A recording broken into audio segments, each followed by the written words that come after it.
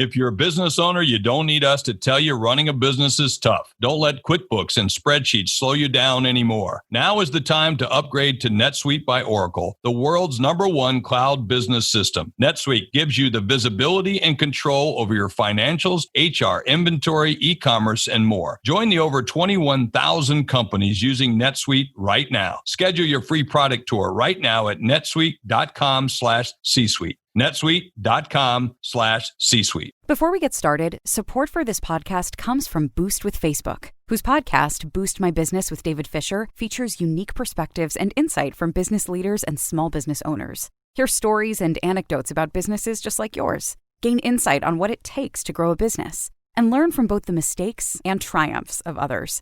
Listen to Boost My Business wherever you get your podcasts. The key to sustainable leadership lies in the ability to thrive in uncertainty, ambiguity, and change. Grand Heron International brings you the Coaching Assistance Program, giving your employees on-demand coaching to manage through a challenging situation and arrive at a solution. Visit grandheroninternational.ca/podcast to learn more. This podcast is part of the C-Suite Radio Network, turning the volume up on business.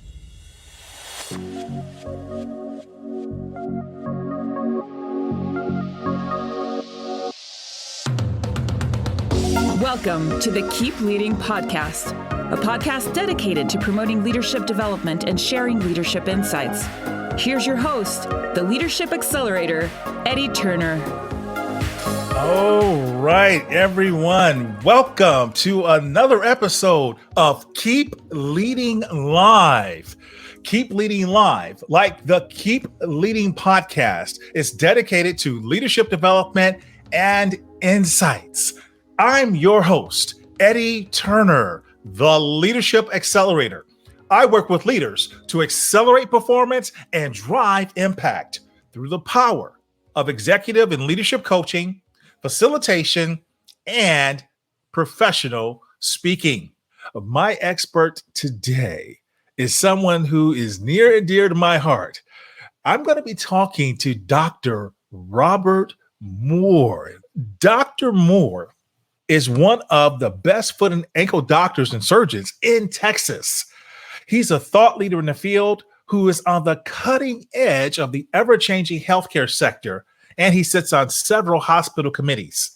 He's a healthcare educator who teaches surgical techniques in one of our Houston residency programs, and he is the author of The Body of Knowledge, the complete weight management system for a lifetime of health.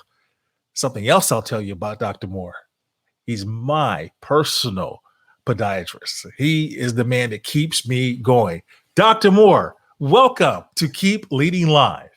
Thank you, Eddie. Really appreciate the opportunity. It's amazing what happens. You enter into your 50s and everything goes from time, rushing to appreciation. This is Telemedicine Tuesday, and I appreciate you switching your show for me. So thank you very much for that here in my home office. And this is an honor. I appreciate you having me on the show.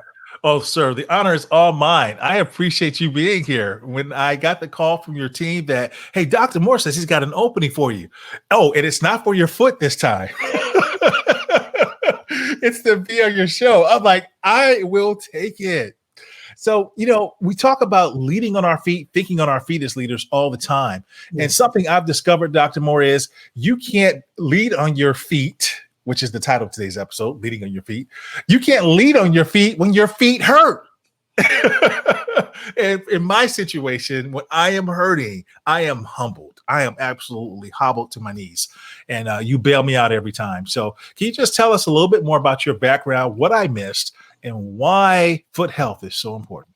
It's interesting where you start in your life and where you end up. But that's why I put a brief bio on the site that I'm mainly an engineer, math background, building models as a kid, kind of geekish where, there's no iPad. So what are you going to do? I mean, you build models and you go out and play sports. With that background, my mother being a nurse, all that mixed together took me from that math and engineering arena into the biological sciences. I transferred to Berkeley and finished off with a physiology degree. But there was something about the small intricacies of the feet. And what's funny is I give my hand surgeon, to dip into your other question, I talk to my hand surgeon friends, I tell them, how easy their profession is because, even though it's the same amount of bones and the same amount of delicate surgery, nobody's walking on their hands. So yes, my joke to my patients, and you know this well, when your feet are hurting, they're pretty desperate, and that's why I have a job. So it's my pleasure to get you guys back on your feet, back doing what you do best. And how can you do it if you're not comfortable and confident so you can lead? Absolutely. Now, some people may wonder, why are we talking about feet and talking to a podiatrist, a doctor of podiatry, on the Keep Leading podcast? And that's because you are different than many physicians. I've unfortunately had to spend a little time in physicians' offices and such because of different family members and caring for people and different parts of my life. And you just have an incredible bedside manner. You take the time to fix the patient and the problem, and you educate your patients. And so I just felt like, wow, I wish there were more physicians like Dr. Moore. So I wanted to interview you from that perspective because you've got something a little extra that allows you to show up as a leader, as a physician. And so that's why I want to talk to you about your view of leadership. Interestingly, I wouldn't say pushed into a leading and teaching position, but when I came back to Texas, even though I'm from Northern California, this is where the residency program was. It was an easy fit to start teaching the residents. And early on, you're focused on the technique.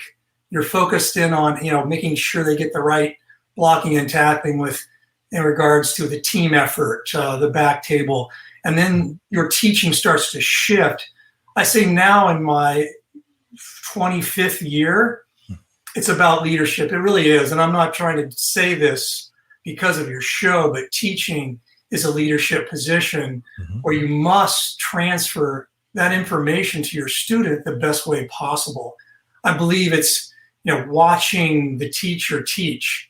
It's interesting because I know leadership is also about how you perform, how you hold yourself, what message you get across, besides the fact that there's little idiosyncratic things I go through with surgery, which is trying to teach them what to do when things go wrong.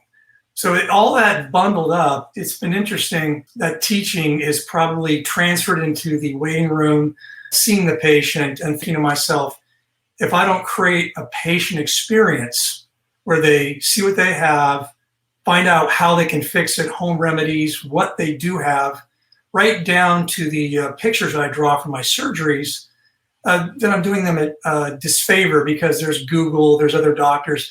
They're going to want to know why I'm doing it and why they're having the procedure so they feel better and they feel more relaxed. I love how you said you transfer the teaching that you do as a professor into the waiting room. That's brilliant. I love that. And I've experienced that. So I didn't know that was your thought process, but I like that. And I've experienced it, so I know how valuable that is. In fact, you've kind of like written on my ankle a couple of times as if I were a cadaver about what you were going to do as you go in there.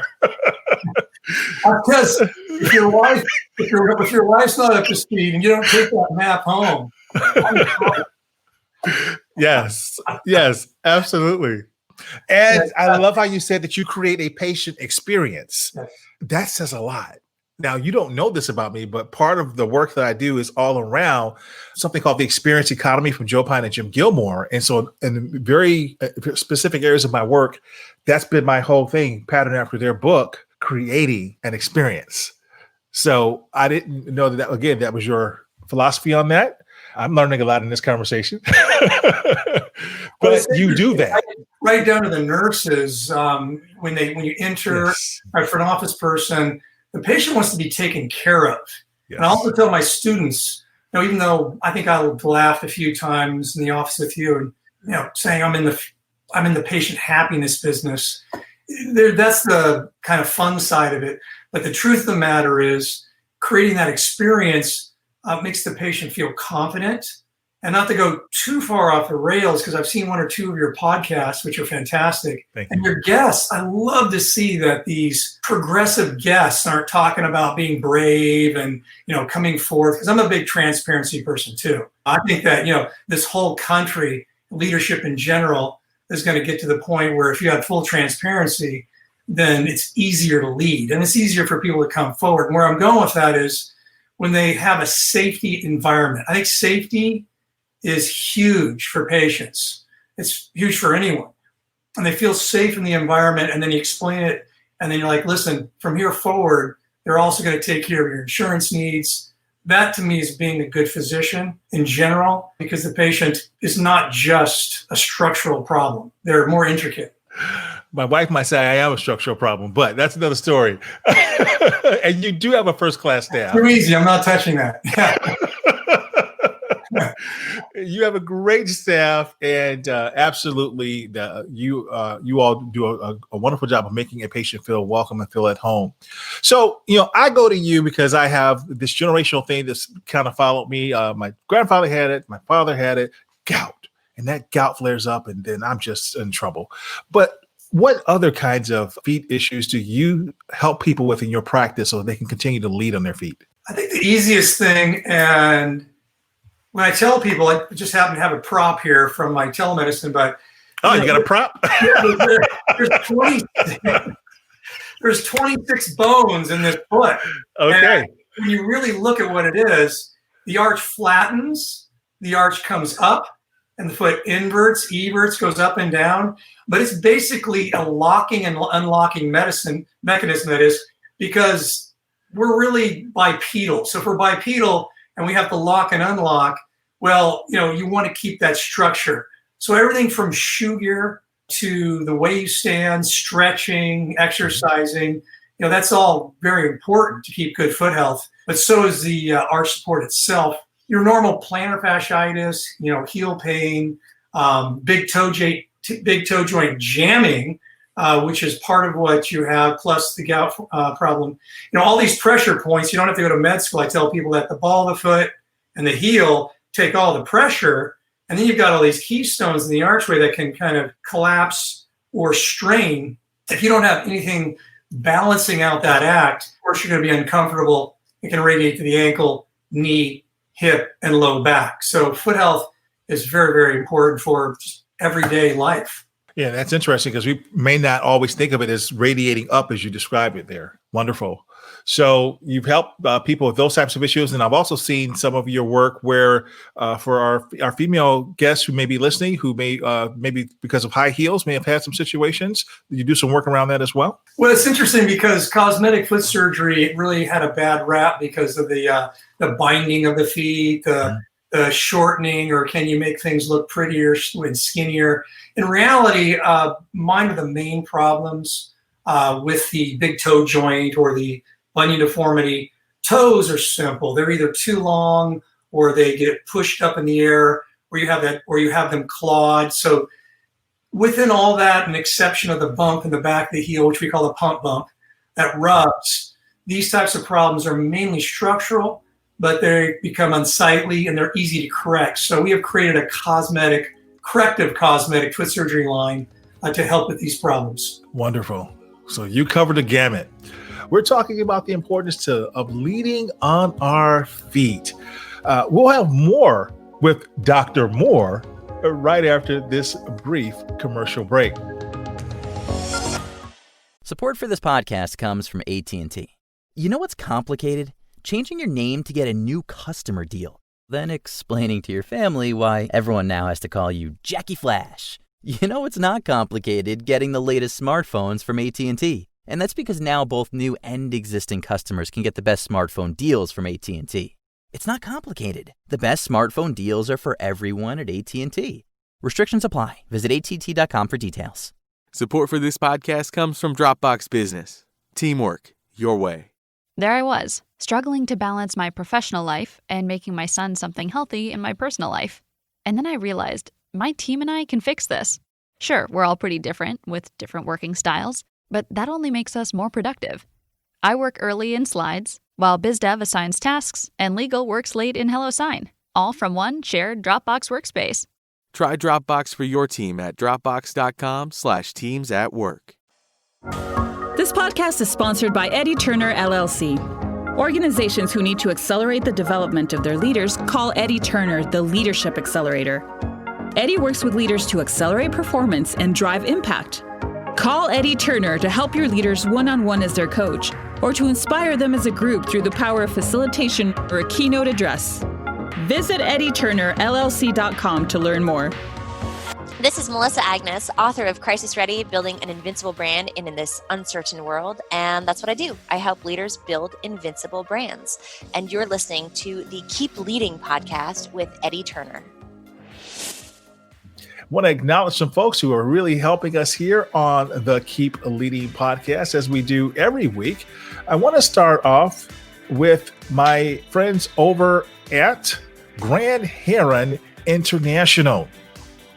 The key to sustainable leadership lies in the ability to thrive during uncertainty, ambiguity, and change.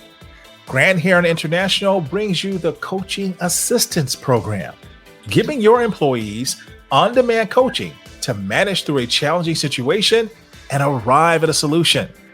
Visit grandheroninternational.ca/podcast to learn more. And my friends over at Goldman Sachs, you'll see this one coming up here. Goldman Sachs is a sponsor of the Keep Leading podcast this month. And you want to visit gs.com/launchwithgs. gs.com/launchwithgs for their special new program that they have unveiled. And of course, I'm talking to Dr. Robert Moore. He's not a paid guest, but I do want to show his website. His website is MFA, which stands for More Foot and Ankle, MFAspecialist.com. And you'll see this beautiful illustration of the foot on his homepage that he does so well in helping people. Want to talk also about Doug Whitney. Doug Whitney is a friend of the show, so that's it for our paid ads. Doug Whitney is a friend of the show, and for Doug Whitney, what we're going to do is let you know that his book went on sale yesterday for pre-launch. He is releasing a new book that's called Business Blind Spots. Eliminate hidden business challenges for exponential growth. We'll encourage you to visit keepleadingpodcast.com. And on the keepleadingpodcast.com website, of course, you get the audio, you get any of the videos that I've made for the guests, a link to the guest book, and the actual transcription of every episode. For video episodes like this, that will also be a regular episode, you visit keepleadinglive.com and you will have access to watching the video. If you like the Keep Leading podcast, we'll ask you to hit the like button on the Apple website. And if you don't mind, write a review for us. We welcome that opportunity as well. All right, I'm back with Dr. Robert Moore, and he's helping us understand how we lead on our feet. If our feet are hurting, we can't be, it affects how we show up, literally. And Dr. Moore described before the break how it's not just actually the feet, but even how that reverberates up and affects other parts of our body. So foot health is important. What is something that we should be aware of in terms of the biggest challenges that you see coming into your office that we could do to avoid any foot issues? Well, as you age, the foot does become, well, like most things, the joints will start to take a little bit of a beating. You're a great example. Sometimes there are just FedEx jumping off of cars, like construction workers, even mail handlers. They just, their feet, if they don't keep their arch support, the right types of shoes, things in balance, it's going to accelerate. Others are more functional. And if you don't mind me picking on you a little bit, why not? The toe joint, hits the ground, and it actually goes up and down. When you don't have support, the odd thing about the big toe joint is it gets jammed. So the two things I would stick with people is not just focusing on a great shoe or a great arch support and things of that nature, but just the great foot health during the day is having the right support and the right tilt of the foot. So for example, if you're going to go to Costco and run around and push a heavy cart, don't wear your flip-flops. Just little easy things like that, because it'll jam the big toe joint up in the air. And then when it's jammed, the actually white cartilage looks just like the inside of a chicken bone, something of that nature. That white cartilage gets, beat up on the joint. And then after time, it peels away and aches. Next thing you know, you're taking your anti-inflammatories and, trying to get creeping out of bed. So good foot health, I think, is a ticking time clock type of thought process, which is go out and live life, go exercise, do the things you need to do, but make sure that you have the right support and you don't have a longevity activity without it. Wonderful. So the type of shoes we wear matter, and we have to give attention to that. And of course, as you've told me, diet affects all that as well, more than what we might even realize. What's great is not to dip into the COVID crisis, but there's so many things out there like your rheumatoid arthritis, gout, things that are odd like immunosuppressive problems. Anything that creates an immune complex can land inside the joints and not only cause inflammation or even just good old-fashioned arthritis from taking a beating or working hard, but that long-term inflammatory marker, it can erode away at the cartilage. And going back to the support issue, there's so many over-the-counters and things you can make as well, like the supports. I believe I made you at the office as well. The key is in reality just making sure the feet are at a good support but tilted slightly inwards. So even I want to go back to that for a tip for your listeners, unless somebody wants to call in with a particular problem, is that when you have a shoe that supports the arch, and everyone makes one, Reebok, Nike, Asics, New Balance, all of the makers make a shoe that is not as squishy and won't fall inwards. So if you do, even if you're not a pronator, you have a neutral foot or you have a very stable supinated foot, if you just buy a shoe that's firmer with the inside reinforced in the archway, it'll last better, and that'll be good for your longevity for all your joints. And then to go back to the inflammatory problems, if you keep control of that, you will have better joint health. So that is on the horizon right now, just like they're talking about inflammation and immune complexes for the interior of the arteries, organs, and those things aging as well. Absolutely. And you taught me that, hey, when you buy a new pair of running shoes or sneakers, whatever you want to call them, take out that little foam that's in there because that's no good, and then put an insert in, either the custom ones that a physician like you makes or the inserts, as you mentioned, that they can get from those other providers. And there's also brands of shoes that have that kind of support built in. And again, I would say someone who's at the store that you can try a few pair on is a good way to start. But I just wanted to add that not all of you have to take them out, but you're right. 80% is some fluffy thing inside that just is made to have the consumer feel like they're on memory foam. That's the only thing that's good for is the bed. But not good for a good run. So, sure. Andrea, thank you for joining us. And she says she has a question for you, Dr. Moore. Sure. She says, what is going on if you wake up and your feet, top and bottom, top and bottom hurt? I roll them on a wiffle ball, and that makes me feel better. Then once I walk around a minute, it goes away. Any insight on that? We're a simple animal. We're designed to survive. And we have a certain nervous system that once you confuse the painful area, it does cover the pain up. The analogy is hitting your elbow against the wall and rubbing it to make it feel better. So the pain's still there, Andrea, but what's happening is that warmed up feeling is really just confusing the nerve ending. So I caution my patients where top of the foot pain, you might have a metatarsal stress reaction, or bottom, you might have some plantar fasciitis. When you do too much to cover up the pain, you may be making it worse. So warm it up, go ahead and make it feel better, but I wouldn't say continuing to run around on something that's already angry is necessarily the best thing to do.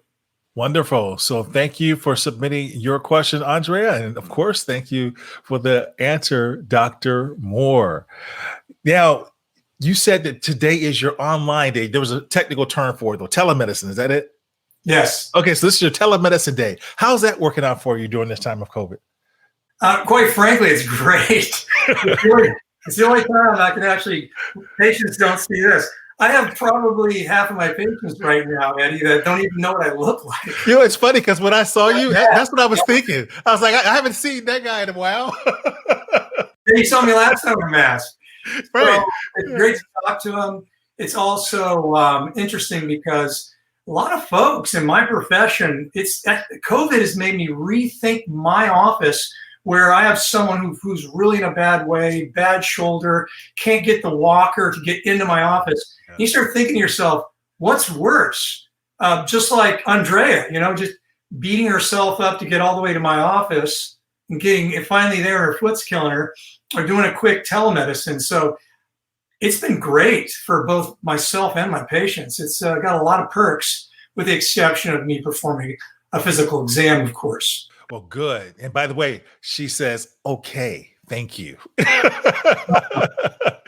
Wonderful. So is there a top question that you're getting from patients during this time of COVID? There's a lot of uncertainty, and maybe even it's not even foot related when they come in and they just say, hey, listen, can I ask you this, Dr. Moore?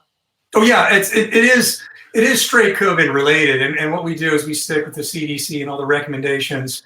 And of course, we're going over the top with everybody being masked, everybody, including myself, doing a temperature and making that transparent and on the wall so they feel safe. Back to my favorite word, of course. But as for the feet, I just tell them, listen, wash your hands. Don't touch your eyes. Don't touch your nose. Don't touch your mouth. I may have touched a couple of times with you too. We teach a lot of health that way because our patients are in a lot of gyms. I see athletes who are more apt to be closer to people and to catch COVID, even though some of these folks are younger and they think they're invincible. So I see it more than you think, but there's no real direct foot health connection with the exception of the patient population I see. I do see younger and older. Mm-hmm. Some of these, I see a lot of elderly patients, and sadly, going back to telemedicine, this has been great for me because I can talk to them. Because sadly, I can't have someone who's 90 years old coming into my office when this virus is peaking. Right. It's been so unfortunate for us, but what a nice provision to be able to get you digitally. And I'm happy to get you digitally as a result. I don't think I'd get you otherwise. You are VIP, but most of our patients are. You can always get in. That's what happens when you become an older practitioner. But yeah, it's, again, the joke is, I have a job because of this problem. I don't think it's going away. When your feet hurt, we do have that more of an immediate need to see someone. It's hard to blow off, if you will, if you need to get somewhere. And again, thanks for asking and discussing the leadership issues, because teaching is such an important part of handing down good care. And by the way, I should say that Dr. Moore is so good. I actually passed probably 50 on the way to see him because he's about an hour away from me. So Fracent, if I'm pronouncing that correctly, has also joined us from LinkedIn. Thank you for joining us, Fracent. And his question, Dr. Moore, to you is, how much of sports injuries will increase due to the increased time off for the sports person? That's interesting. Especially a sport like football. I mean, and basketball, you've got to be hardened and ready. They always talk about someone who's been out and, they'll just jump right back in because they've been in good shape. No, you gotta be on the court. You gotta be on the field. I think that you're right that injuries are imminent and they should be extra careful. Practice with caution, and then maybe try to simulate things. Not to go too far off the rails, but sometimes when people go back with a work injury, they'll do what's called work hardening. So they'll put them through physical therapy to make sure they can go back to that construction site and do what they need to do. So I'm hoping that these teams, especially all the way down to the level of junior high and high school, they're keeping these kids up to speed and these athletes so they don't run back onto the field and hurt themselves. Excellent. So true. So thank you for the answer and thank you for the question, Fracent. And I'm hoping I got that right. Excellent. I want to go back to something that we touched on earlier, but want to dig in a little bit more specifically when it comes to one of the ways to have optimal foot health is to control inflammation and to control our diet, which is the weight that we're putting on the feet. And you are not just a podiatrist, but you actually wrote the book on this, the book of knowledge, the body of knowledge, rather, the complete weight management system for a lifetime of health. Can you talk to us about that a little bit? really wrote it out of passion and wanted to take what I did while I was in med school. Was I worked at the Fairmont Hotel in San Francisco to be not only a trainer, but help people have more diet-related health in the financial district down there. So there was a nice population. Once I put it back into the book, obviously, with people being on their feet, I noticed in my practice I had a lot of overweight patients. So I figured that was my duty to teach that as well. We took it down into something that's really hard. We want to empower patients. We want to empower them on, what do we know? What would we pass down to you that we can take out of the physician lockbox?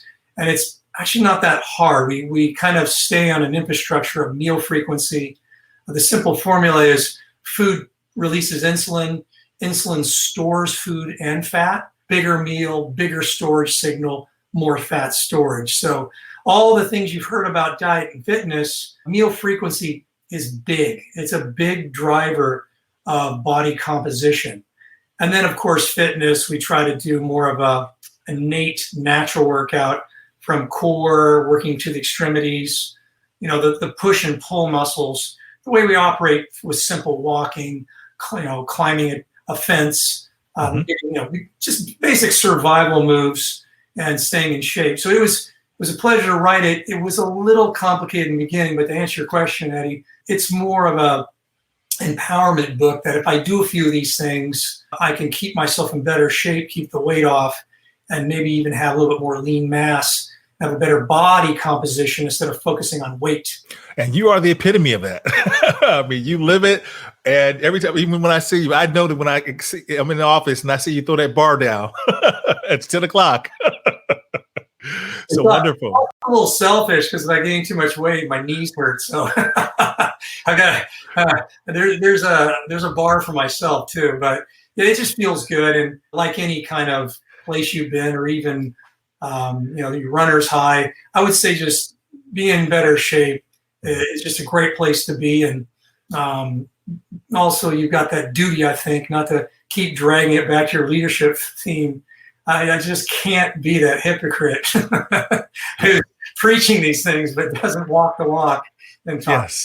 No, you truly are a leader in that method as well, that manner. I'm not sure where Andrea is from or Fraser, but here in the States, I think. Fraser says, in obese people, what hits harder first, the knees or the ankles? I would have to say a little of both, but ironically, the knees do take most of the abuse. Where the foot problems come in, of course, is the arch dropping. What is your genetics? Not to go too far off in the distance, but you'll see some of these people now, when you watch them walk, you'll see the ones that really bow inwards. You see the arch collapsing, and then, of course, that buckles the knees in. So they're both connected. The answer is really, which one takes the most abuse? And then it's a ticking time bomb, like we talked about earlier. For instance, the white cartilage that's attached to the bone is very tenuous. And once it pulls free, that's just accelerated arthritis. And obese patients, I would say the impact is probably more on the archway. But then again, if it's stooping down to grab something and then picking up, the knees take most of the abuse. Dennis Murray is listening to us from LinkedIn. So welcome, Dennis. He says, my problem is when I'm sitting down working on my feet, they swell during that time.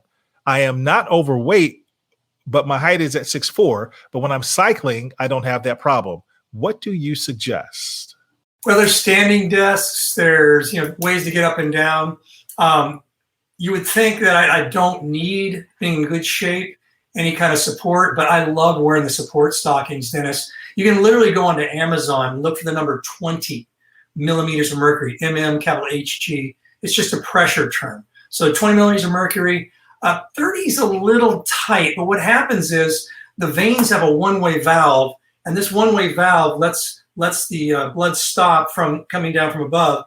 And if the vein swells and the valve comes down, well, then all the blood pools to the bottom of the feet. And then while you're trying to circulate it back to the heart, when you're sitting down, sometimes the weight of your torso can also pinch off the venous blood return. And that's why your ankles swell so much when you sit down. Cycling, of course, the calves are contracting. They're forcing the blood back to the heart. So nothing I've never seen. I don't think you have a problem unless you have varicosities and things of that nature. But I would go ahead and get some support stockings if you're sitting a lot during these times. And then make sure every 15 minutes you stand up and type a little bit, do a lap in the office, and then sit back down. Thank you for answering Dennis's question. Thank you, Dennis, for submitting the question. Dr. Moore, I've enjoyed talking to you. What's the overarching theme you'd like to leave with our listeners today? As for good foot health, it's just like we talked with Andrea. If you do think about what you're wearing and you have that support, you get your anti-pronatory shoes, your stabilizer running shoes. Ironically, if you do go out to church, a nice event with a small heel, that'll also help. And you're conscious about supporting your feet, then of course they're going to treat you right as age goes on. In regards to everything else and leadership qualities, it's communications. Again, this is actually my practice and what Eddie's talking about on his platform. It's transparency, information, communication. Don't forget to tell your physician everything in your background. Little things are important. Guillain-Barré is a viral disease that affects the side of the leg. Who knows what's out there, but the main thing is coordination of care with all your physicians, especially your endocrinologist if you have diabetes, which we all know have problems in the feet. So my take-home message is structurally, really watch the condition of your feet, condition-wise, strengthen up everything from the calves, thighs, hamstrings, all the way up. But in effect, for strengthening the foot, that's something else I didn't mention. I want to give your listeners is to really focus on massage, things of that nature, but not so much on trying to overwork it, strengthen it. I get that question a lot. So feet are more of a structural issue and maintenance issue, and not so much of a strengthening unless you're going higher up. Excellent. And is there any quote that you use in your leadership, a favorite quote that you have, or is there the best piece of advice you've ever received as a leader that you'd like to share with the audience? Teach by giving away wisdom. I think a lot of people hold certain tips, secrets, perks, like it's a little piece of myself. It's powerful. Boy, if this is, if I don't give this to them, well then, there goes my IP, if you will. I feel like if that's all relinquished, then you're really putting something out there into the world. And you got time for one quick one? Sure. We'll sneak one quick one in that just came in. By the way, Dennis is saying thank you for your answer. And from YouTube, an answer just came in. I have a question. I am 5'3" and weigh 144 pounds. Am I okay or am I fat? The BMI says I'm overweight. Wow. Putting me on the spot, Faithful. No, actually, I'm going to give you a funny answer because I'm, obviously since I wrote that book, I'm big on body composition. Now, BMI is a screen. It's not a terrible thing. But for the average human being that is so tall and, such a certain width, it's a great screen. But for example, I myself am right on the edge of being overweight. It doesn't matter if my body fat gets down into single digits because it's a weight and height curve. So yes, the shorter people will have a harder time with a BMI. So I would look more into your body composition, your lean to fat mass. There are impedance scales. There's a plethora of devices out there that can measure, what your lean to fat mass is. And that is actually what I'd go for. Also, you can log on to the NIH, National Institute of Health, and they have a new graph that's BMI, which is, of course, height and weight. And they also mix in one more variable, which is waist circumference. So it's more accurate. Where can my listeners learn more about you? The best is just usually perusing my YouTube channel, the website in general. My blog is probably half the content, which is not the best. It's kind of like you. It's my way to talk about new procedures or even be a little bit esoteric and say how I feel about other issues in the world. I would lean towards YouTube and the website. The drop-down menu is designed to go right to your area of problems, look at the landing page and then maybe find out a little bit more about your problem. Fantastic. So I'm going to put all that in the show notes so everybody can click very easily and get access to booking an appointment with you if they have more questions than what they got a chance to get answered today. Go see Dr. Robert Moore, everybody. Again, he's my personal podiatrist. He literally keeps me standing, keeps me on my feet. Go see him, connect with him, watch his videos because he's done some really impressive things. And by the way, I didn't say it. He's also been covered a lot on the local media here in Houston. So he is the man. If you're looking for someone to help you with your feet and your ankles, stop. Here's your man. Go see him. Thank you for taking time out of your busy schedule to be with me here on the Keep Leading podcast, on Keep Leading Live, and helping us learn how we can lead on our feet if we're going to keep leading, Dr. Moore. Thank you so much. It's been my pleasure. That concludes this episode, everyone. Thank you for listening. I'm Eddie Turner, the Leadership Accelerator, reminding you that leadership is not about our title or our position. Leadership is action. Leadership is an activity. It's not the case of once a leader, always a leader. It's not a garment that we put on and take off. We must be a leader at our core and allow it to emanate in all we do. So whatever you're doing, always keep leading. Thank you for listening to your host, Eddie Turner, on the Keep Leading podcast. Please remember to subscribe to the Keep Leading podcast on iTunes or wherever you listen. For more information about Eddie Turner's work, please visit eddieturnerllc.com. Thank you for listening to C-Suite Radio, turning the volume up on business.